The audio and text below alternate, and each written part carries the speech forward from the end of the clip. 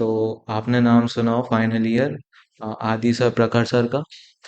तो ना उन्होंने मेरे को इंस्पायर किया था कि यार तू बढ़िया लिख रहा है। मैं मिला था अश्विन सर के कारण। तो अभी जैसे नए नए रैपर अभी आए हैं, जैसे कृष्णा बहुत ज्यादा फेमस हुआ है, पर वो 14 साल से कर रहा है, किसी को नहीं पता। रफ्तार कब से कर रहा है, पर कमर्शियल में है वो, तो इसलिए सबको पता है। So hello everyone, rappers in the house guys. आज के जो हमारे गेस्ट हैं वो एक नहीं बल्कि दो हैं। एक हमारे उद्भव सर, दूसरे देव सर। आज कुछ अलग ट्राई करने का हमने कोशिश किया है, जो कि आप बहुत ज्यादा गाने सुनते हो, रैप सुनते हो। तो आज हमने कहा कि आपको एक ऐसे ही पर्सनालिटी से मिलाते हैं जो कि हमारे कॉलेज के थर्ड ईयर सर हैं। वो अच्छा रैप करते हैं, उनकी खुद की एक ऑडियंस है, वो बहुत अच्छा लिखते हैं। कैसे वो कॉलेज को और इन सब चीजों को मैनेज करते हैं, कैसे ये चीजें आइडिया आई, क्या ये चीजें सही होती हैं या नहीं, कॉलेज का सपोर्ट करता है कि नहीं, ये सारी बातें हम इस वीडियो में करेंगे। अगर कोई बच्चा जो पोएट्री करता है, जो गाने गाता है, तो उसके लिए कॉलेज कितना सपोर्टिव है, उसे करना चाहिए या नहीं करना चाहिए, अगर करता है तो क्या क्या डिफिकल्टीज आती हैं, और अगर कोई करना चाहता है तो वो इन सर लोग को रीच कर सकता है, ये कैसे इनके हार्ड वर्क है, सारी चीजें से सीख सकता है। So watch the video till that end, let's roll the intro now.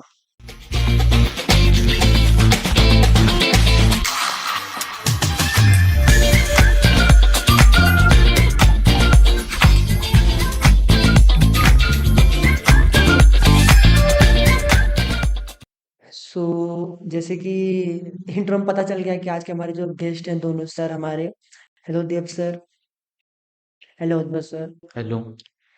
दोनों लोग रैपर हैं, लेकिन एज पर एल्बम, जो एल्बम आई है, तो पहले हम बात स्टार्ट करेंगे उद्भव सर आपसे।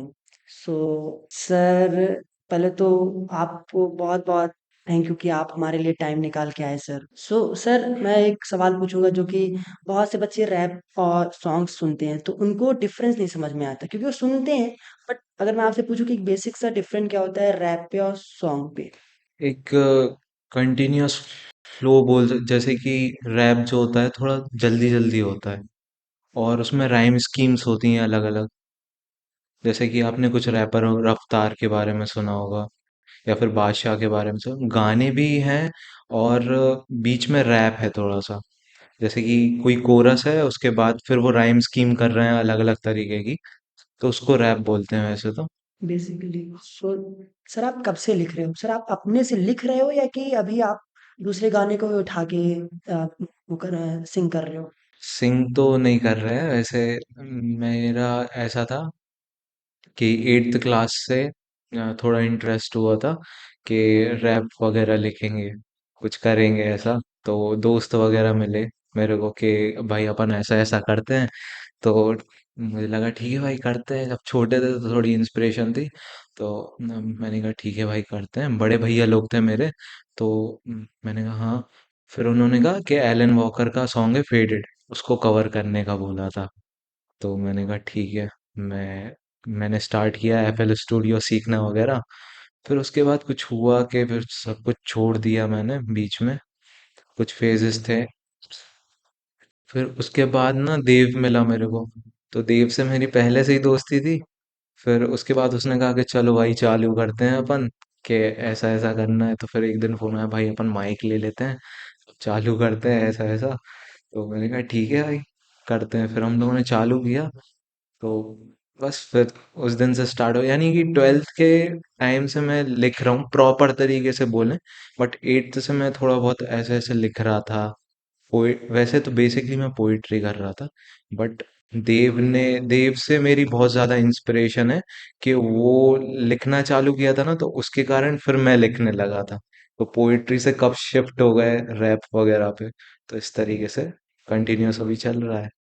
सो देव सर, देव सर, देव सर, तो अब देव सर से ही बातें करते हैं। तो सर, आप कब से रैप लिख रहे हो सर। मैं अभी मतलब स्टार्ट तो मैंने ज्यादा टाइम नहीं हुआ करे हुए, पर सच बताऊं तो बहुत ज्यादा हो गया। 7th क्लास में पहला स्टार्ट किया था, मतलब लिखना चालू किया था, पर किसी को सुनाता नहीं था। अच्छा नहीं लगता था, मतलब ऐसा लगता था कि यार क्या कर रहा हूँ मैं, क्यों कर रहा हूँ। तो उसको बहुत ज्यादा खुद तक रखता था मैं। 7 तक 2 साल तक मैंने उसको चीजों किसी को नहीं बताया। फिर पहला गाना मैं लेके गया उद्धव के पास, भाई गाना लिखा है। तो उद्धव कहता हाँ भाई सुना। तो उसके घर के बाहर हमने सीढ़ियों पे बैठ के गाना गा रहे थे और गाते हुए रिकॉर्ड कर दिया।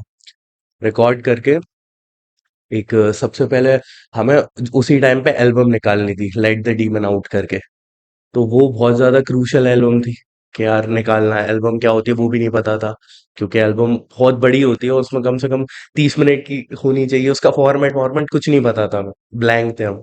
तो सबसे पहले उस चीज को करने के लिए हमने दो तीन लोगों से बात करी कि विदिशा में कौन कर रहा है, कैसा कर रहा है। जितने प्रोड्यूसर हो सकते थे सबसे बात करी, पर कोई कर नहीं रहा था। और सबके लिए ये चीजें बहुत ज्यादा नहीं थी। और आज से 5-6 साल पहले तो अभी जैसे नए नए रैपर अभी आए हैं, जैसे कृष्णा बहुत ज्यादा फेमस हुआ है, पर वो 14 साल से कर रहा है, किसी को नहीं पता।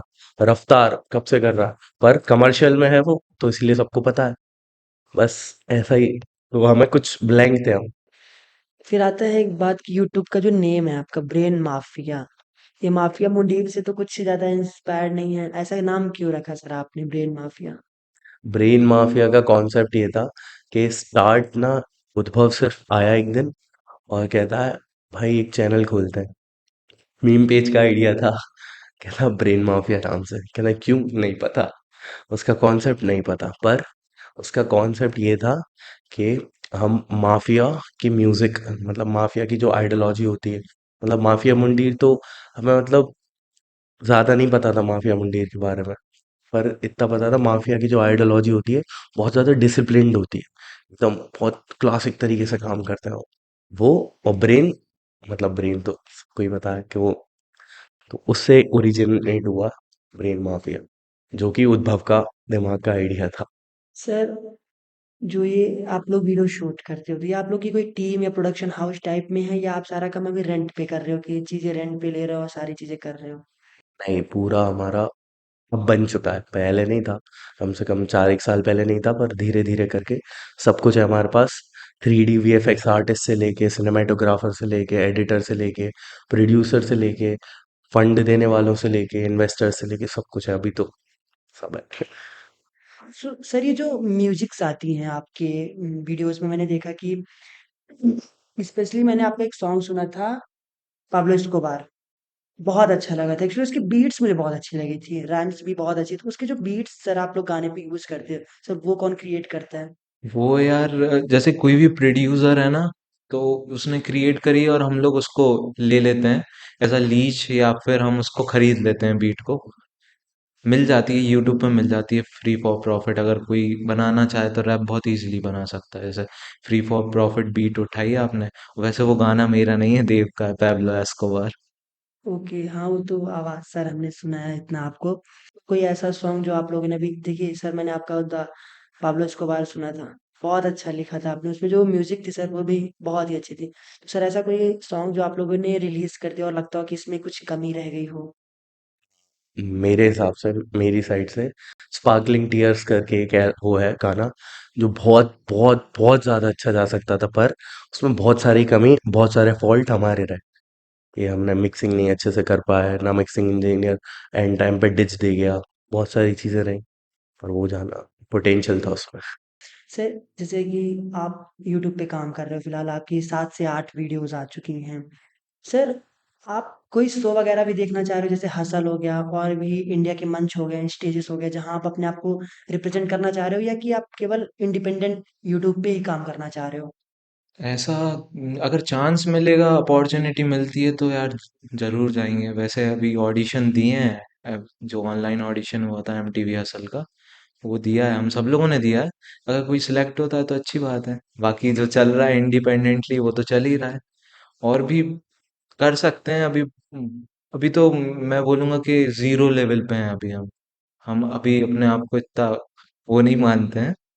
तो अभी तो बहुत स्टार्टिंग ही है, बिल्कुल। सर, फिर से वही सवाल है कि आप लोग कोई स्टेज शो भी देखना चाहोगे, जैसे हसल हो गया, या कुछ ये सब भी टारगेट कर रहे हो, कि केवल यूट्यूब पे ही टारगेट करोगे कि इंडिविजुअल इंडिपेंडेंस आर्टिस्ट की तरह हम भी काम करते रहेंगे? अभी तो सिर्फ ऑर्गेनिक पे फोकस कर रहे हैं, पर हो सकता है असल में जाए और इसी में देखने को मिल जाए। Yes sir. सर, आपने कोई शो वगैरह भी किया है अभी तक बाहर जाके, या कि कॉलेज लेवल पे? क्योंकि हमने कॉलेज लेवल पे तो आपके हर एक कॉन्सर्ट देखे, चाहे वो जिस पे ही हो, हर स्टेज पे आपने कॉलेज पे कर चुका है परफॉर्मेंस।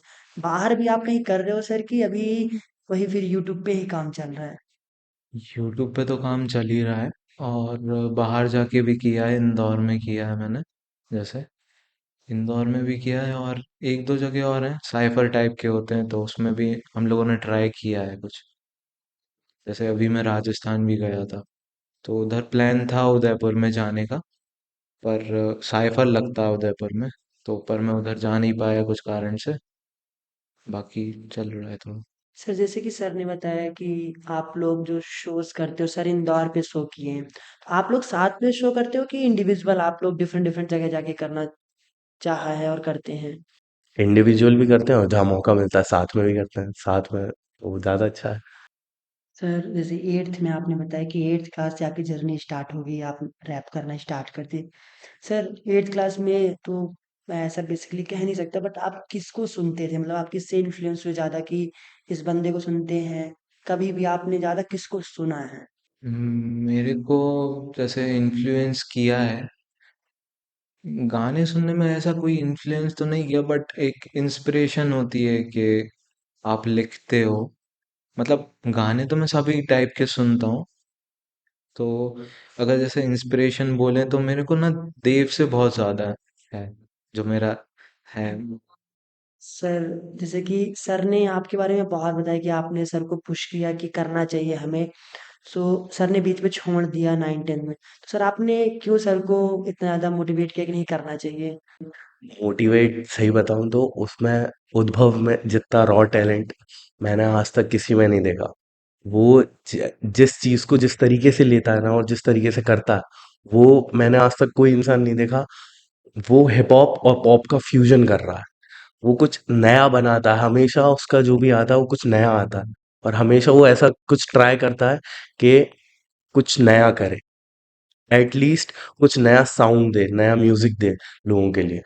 ओके, तो और अगर किसी सिंगर के बारे में अगर मैं पूछूँ तो जो, या रैपर के बारे में जो रैप करते हो जिनको आप सुन? बेला। बेला। एमटीवी हसल बिना रैम। बेला। सर बेला की ही बात आ गई तो मैं बहुत बात पूछूंगा सर, ये जो रैप इंडस्ट्री में जो ये कंट्रोवर्सीज क्रिएट होती है डिस ट्रैक की, एक रैपर दूसरे को डिस कर रहा है, एक रैपर दूसरे, सर ये रियलिटी में होती है डिस की, ये केवल फेम पाने के लिए कि बस कर देते हैं फेम मिलेगा? ये तो सबकी अपनी अपनी सोच के ऊपर डिपेंड करता है कि आप डिस्क किस लिए कर रहे हो।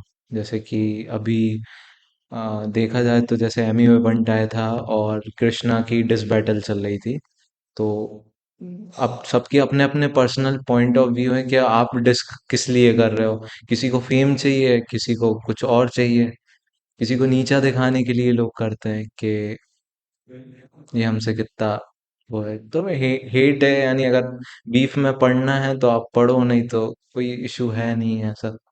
और सर एक चीज़ और पूछूंगा मैं कि वैसे भी आप इंजीनियरिंग स्टूडेंट हैं, आप इंजीनियरिंग कर रहे हो, सर कॉलेज कितना सपोर्ट करते हैं इन चीज़ों के लिए?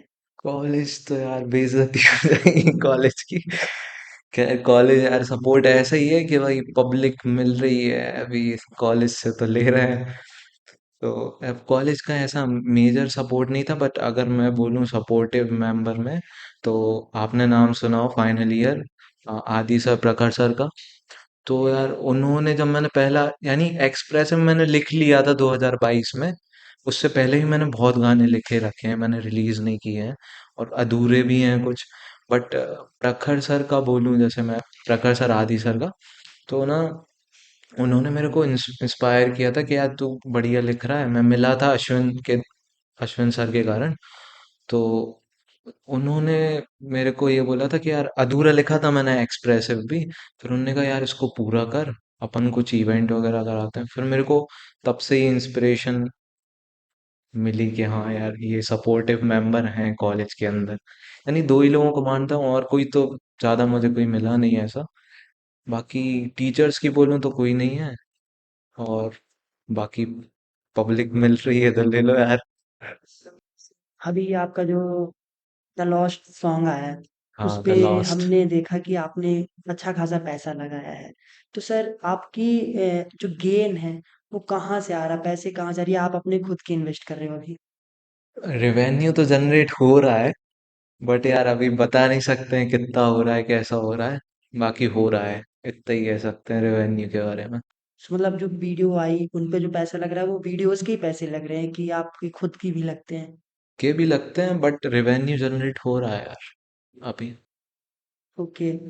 और सर एक ऐसा ही सवाल है कि आपके जितने भी गाने हमने सुने हैं अभी तक, हाँ। वो एक ऐसा लगता है कोई हार्ट ब्रोकन लवर है जो लिख रहा है। तो सर ये खुद का फ़ील है या ऐसी ऑडियंस को आप पकड़ना चाह रहे हो कि मैं ऐसी ऑडियंस को ही टारगेट कर रहा हूँ? अगर तुम कंटेंट देखोगे, जैसे कि अगर मेरे चैनल का उठा के, तो ना हम ये सोच रहे हैं कि हमारे ना चैनल से कोई भी इंसान बाहर नहीं जाना चाहिए। जैसे कि देव किसी और टारगेट कर रहा है ऑडियंस को, मैं किसी और को कर रहा हूँ। तो मतलब कोई भी चीज बाहर नहीं जानी चाहिए ना अपन से, ऐसा वाला सीन है। तो हाँ, यानी कि मैं हर तरीके का जॉनरा भी ट्राई कर रहा हूँ, क्योंकि ये इनिशियल फेज है, इस कारण से। तो अगर आप उठा के भी देखोगे ना गाने, तो ना अलग अलग हैं। कभी ग्रूवी है, कभी थोड़ा सैड सॉन्ग है, थोड़ा रोमांटिक भी है। अभी जैसे लॉस्ट आया, उसको प्रॉपर सैड तो नहीं बोल सकते, पर थोड़ा सा तो है, रोमांटिक है वो थोड़ा सा। तो ऐसे ही है। इट मीन्स कि ऑल अबाउट ऑडियंस की बात है। ऑडियंस को मैं प्रेफर नहीं करूंगा, जैसे मुझे उनसे ज्यादा मतलब नहीं है, बट मेरे को अपना काम करना है पर्सनली। मेरे को अच्छा लगता है ये करना, क्योंकि मेरे पास एक ही चीज है जो मैं बहुत ज्यादा पसंद करता हूँ बहुत पहले से, तो इसलिए मैं ये कर रहा हूँ। आपकी कोई अपकमिंग एल्बम जो आने वाले टाइम पे यूट्यूब पे माइलस्टोन बन सकती है? लाइट द डीमन आउट करके है, उसमें आएंगे कम से कम 15 गाने। और माइलस्टोन क्या, वो तो मुझे लगता बहुत अच्छी जाएगी। Okay sir. और एक चीज़ कि सर ये जब ड्यूरिंग द एग्जाम्स आते हैं, मिड सेम्स आते हैं, कॉलेज में इतना काम रहता है तो रैप वगैरह लिखने के लिए भी टाइम चाहिए होता है, तो कैसे मैनेज कैसे होता है दोनों चीज़ सर? मैनेज हो जाता है ऐसे तो। बाकी आ, जैसे कि अपन बोल सकते हैं कि थोड़ा बहुत टाइम निकालना पड़ता है, फीलिंग्स के ऊपर डिपेंड करता है, जैसे कि कब क्या फीलिंग आ रही है। वैसे जो जिस टाइम पे, जैसे एग्जाम है, तो मैं एग्जाम को प्रायोरिटी दूंगा, क्योंकि यार वो भी है एक तरीके से। मम्मी पापा ने बोला भी था कि कॉलेज को भी इम्पोर्टेंस देना है थोड़ा, ठीक है, अब जो मिला है वो तो है ही। बाकी प्रायोरिटी वाइज है कि अभी एग्जाम है तो अभी एग्जाम को प्रायोरिटी देंगे, और बाद में रैप लिख लेंगे, कोई ऐसा इशू है नहीं। थैंक यू सर, आपने अपना जो ये समय हमारे व्यूवर्स को दिया है। हमारे व्यूवर्स आपको देखेंगे तो कुछ ना कुछ सीखेंगे सर। हम नई चीज़ें लाने की कोशिश करते हैं कि हमारे व्यूवर्स देखें कि आज हमारे जो सर लोग हैं या हमारे जो जनरेशन के बच्चे जो एक अलग टैलेंट को दिखाने की कोशिश करते हैं, आप उनके लिए अपना समय निकाल के आए sir. Thank you Udbhav sir, thank you Dev sir. ये अंत नहीं, आरंभ है। ऐसी वीडियोस आती रहेंगे आप लोग के लिए। Bye bye.